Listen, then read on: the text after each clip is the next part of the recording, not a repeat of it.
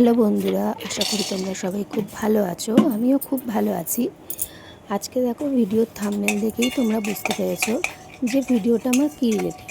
যেহেতু আমার চ্যানেলটা লাইফস্টাইল রিলেটেড, সেই জন্য আমি আমার এই চ্যানেলে লাইফস্টাইলের কিছু কিছু ভিডিও এখানে শেয়ার করে থাকি।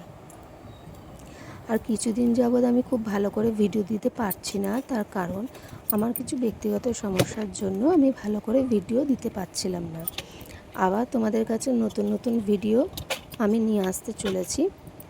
ভিডিওটা দেখার পর একটা লাইক, পারলে একটা লাইক করে দিয়ে যেও, এবং চ্যানেলটাকে পারলে একটু সাবস্ক্রাইব করো। তাহলে আমার তোমাদের জন্য নতুন নতুন ভিডিও তৈরি করার মোটিভেশনটা আরও বাড়বে। যাই হোক, দেখো তোমাদের সাথে কথা বলতে বলতে আমার আটা মাখাও কমপ্লিট হয়ে গেল। এবার আমি রুটিটা আস্তে আস্তে করে নিই। সে যাই হোক, আমরা হাউসওয়াইফ হই বা বাইরে কোথাও জব করি না কেন, বা যে কোনো জব করি না কেন, যে কোনো কাজ করি না কেন, সমস্ত কাজেই কিন্তু মানুষের পরিশ্রমের দরকার হয়। বিনা পরিশ্রমে মানুষ কখনোই কোনো কাজ করতে পারে না। আর পরিশ্রম যত বেশি তুমি কঠোর পরিশ্রম করবে, তোমার সফলতা তত তাড়াতাড়ি অর্জন করতে পারবে। এই যে আমরা যে ইউটিউবে ভিডিও বানাই, এটার জন্য কিন্তু আমাদের অনেক পরিশ্রম করে ভিডিওটা বানাতে হয়। দেখো, আবার কথা বলতে বলতে আমার রুটিটাও আমি করে নিলাম। হয়তো আমার রুটি দেখে তোমরা মনে করবে যে পুরোপুরি গোলভাবে রুটিটা হয় না।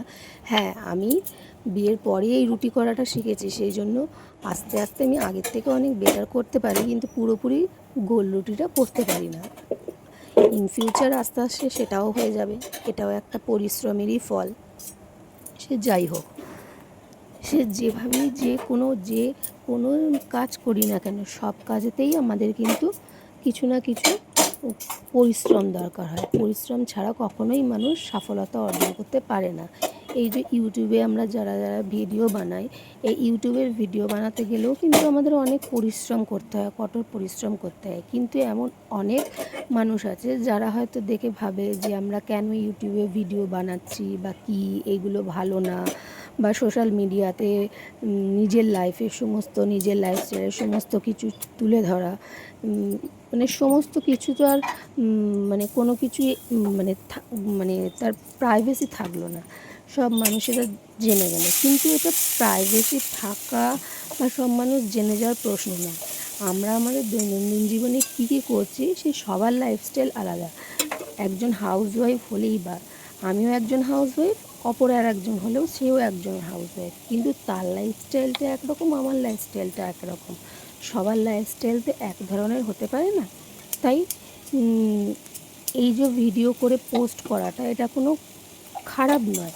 এটাকে যে যেভাবে নিতে পারবে। এখানে তো আমরা কোনো মানে বাজে বা কোনো মানে অপ্রীতিকরজনক ভিডিও তো আমরা শেয়ার করছি না, আমাদের লাইফস্টাইল রিলেটেড ভিডিও শেয়ার করছি।